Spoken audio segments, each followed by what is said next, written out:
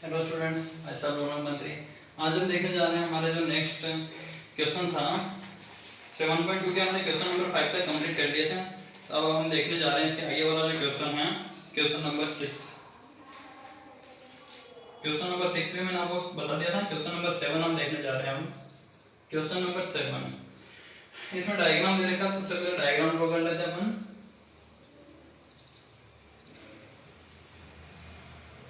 ए B सी ये दोनों sides equal है, यहाँ 90 दे रखा है।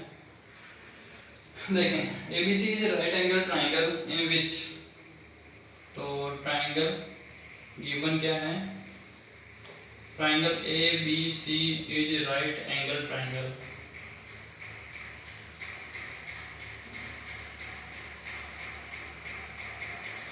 जिसके अंदर AB और AC इक्वल है, और फाइंड करना है तो find angle B and angle C। ठीक है ना।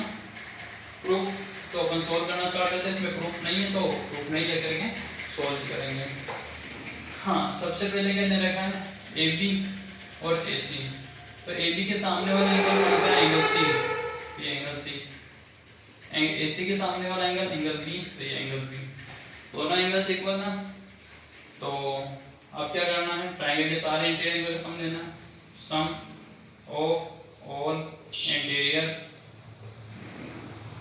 Angles of triangle equal to 180।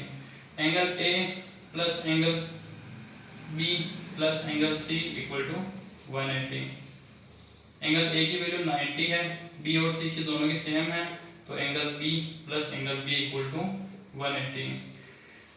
C को भी B लिख सकते हैं क्योंकि दोनों वैल्यू सेम है। Angle B plus angle B 2 time आ रहा तो 2 एंगल B 180 माइनस उधर हो गए 90। एंगल B की वैल्यू क्या आ गई, 90/2। एंगल B हो गया हमारे पास 45। अगर एंगल B 45 हुआ तो एंगल C भी कितना होगा, 45। कंप्लीट हमारा क्वेश्चन ये। Next question, question number 8। Show that the angles of an equilateral triangle are 60 degree. तो given हमें इक्विलेटरल ट्राइंगल के जो हर एंगल होता है 60 डिग्री का, ये बताना है। तो सबसे पहले क्या रहेगा, इक्विलेटरल ट्राइंगल। तो गिवन क्या है, triangle ABC is equilateral triangle.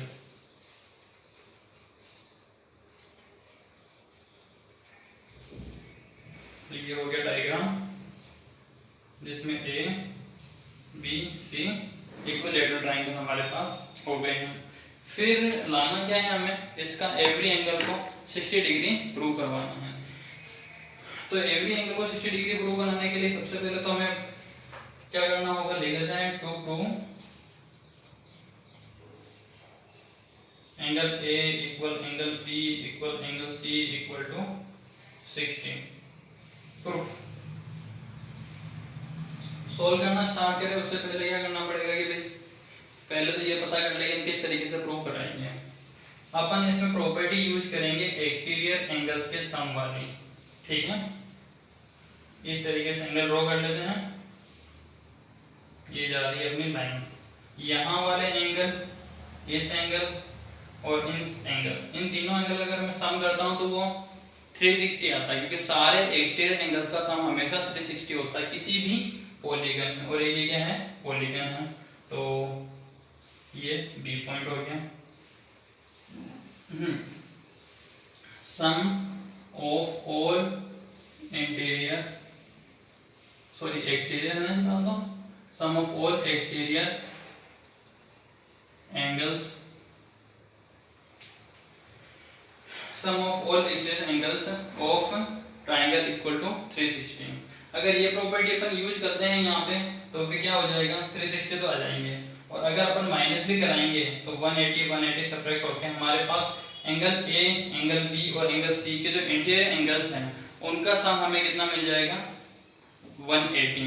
But हमें लाना क्या है, एवरी एंगल 60 डिग्री लाना है। अब एवरी एंगल 60 डिग्री लाने के लिए क्या करना पड़ेगा, इसमें इस तरीके से अपन प्रूव नहीं करा सकते हैं, तो क्या करेंगे,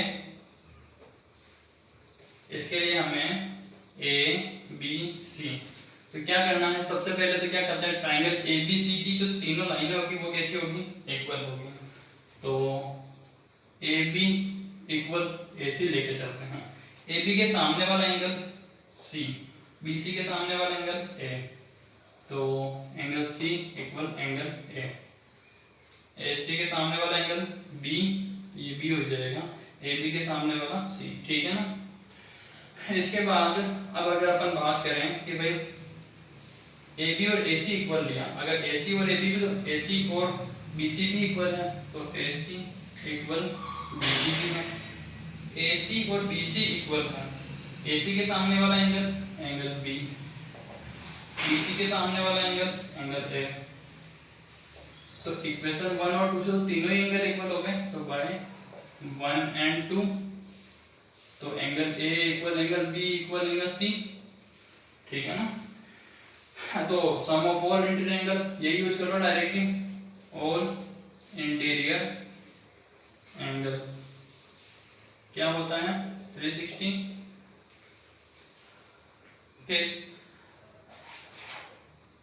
first angle A B C equal to 180, A की वैल्यू नहीं पता है, बी की यही है, सी की भी ए है 180, 3 angle A equal to 180, angle A की वैल्यू कितनी आ गई 180/3, एंगल ए की value 60, angle B 60, angle C 60, तो ये हो गया हमारा कंप्लीट। तो इस तरीके से आप इसके जो एवरी एंगल है उसको 60 डिग्री प्रूव करा सकते हैं। जो मैंने आपको पहले प्रॉपर्टी बताई, वो अगर हमें ट्राइंगल के सारे इंटीरियर एंगल्स का सम 180 लाना हो तो अपन क्या कर सकते हैं, पहले एक्सटीरियर एंगल की प्रॉपर्टी का सम लेते हैं 360, उसके बाद क्या करेंगे, उनमें से इनके इंटीरियर एंगल को लेकर के सब्ट्रैक्ट कराएंगे, तो हमारे पास इंटीरियर एंगल का सम 180 आ जाएगा। तो भी वो वाली प्रॉपर्टी मैं आपको नेक्स्ट जो हमारी क्लास होगी उसमें बता दूंगा। अभी हम देख के चलते हैं हमारे इसकी जो नेक्स्ट एक्सरसाइज है 7.3, एक्सरसाइज 7.3 ये हमारी कंप्लीट हो चुकी है।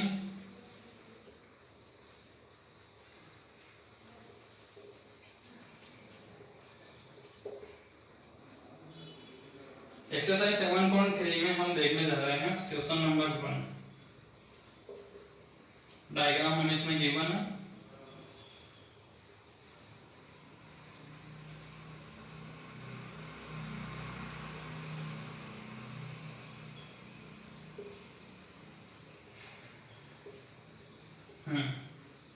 अब क्या क्या गिवन है वो लिख देते हैं।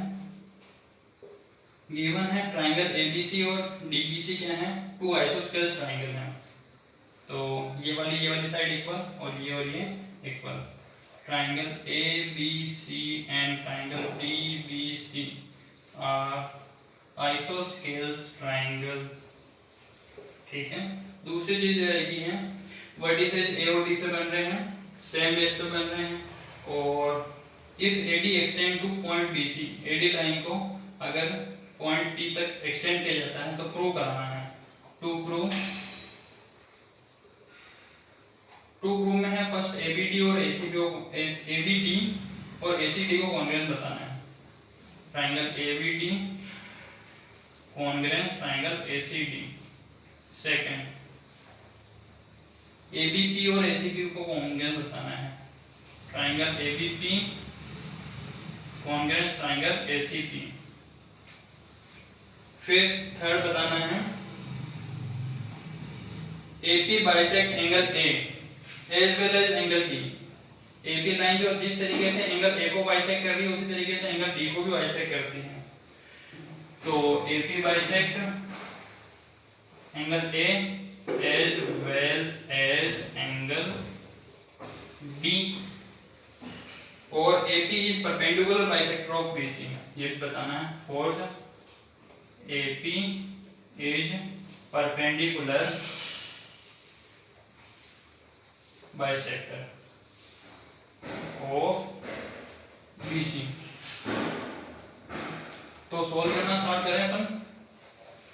सबसे पहले लाना है ABD और ACD, ABD और ACD। तो लेके चलते हैं proof. In triangle ABP ABD and triangle ACD, तो क्या हो जाएगा हमारे पास, AB और AC तो इक्वल है, लिख देते हैं AB इक्वल AC। दूसरी चीज AD कॉमन है, AD इक्वल AD, और फिर BD इक्वल CD भी है, BD equal CD।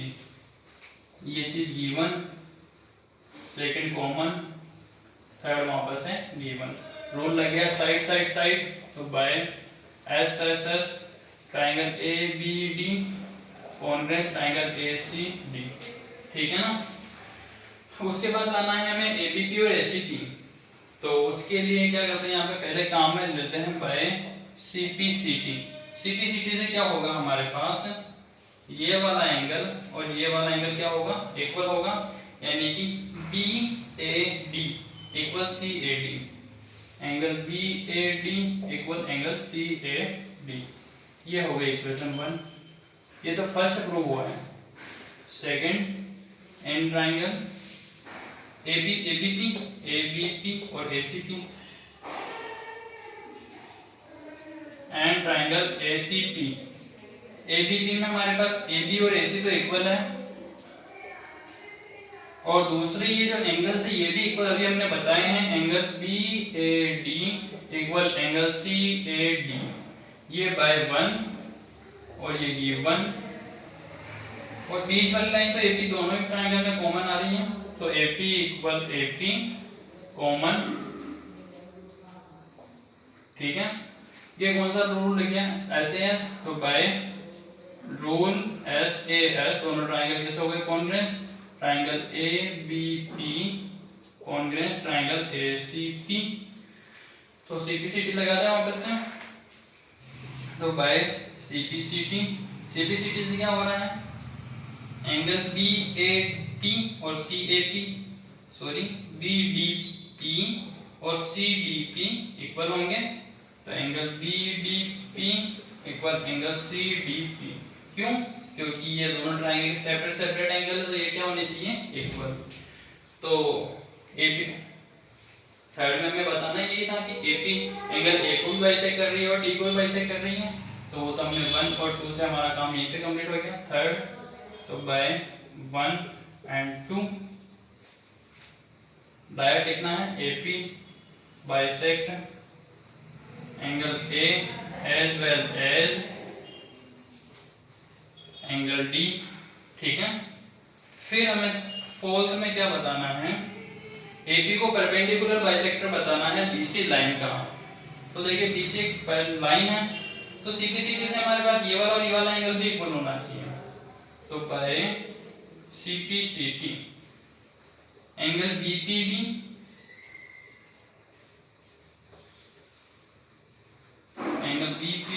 Equal angle CPD, इन दोनों का सम 180 होगा ना, B लीनियर पेयर।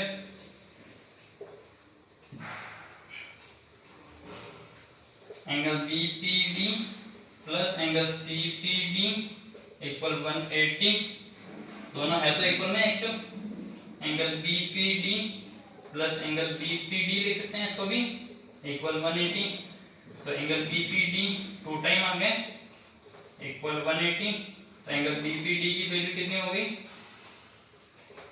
90, और BPD 90 हो गया तो CPD भी 90। इसका मतलब AP जब लाइन हो गई है वो हमारे पास क्या हो गई, परपेंडिकुलर हो गई है BC के।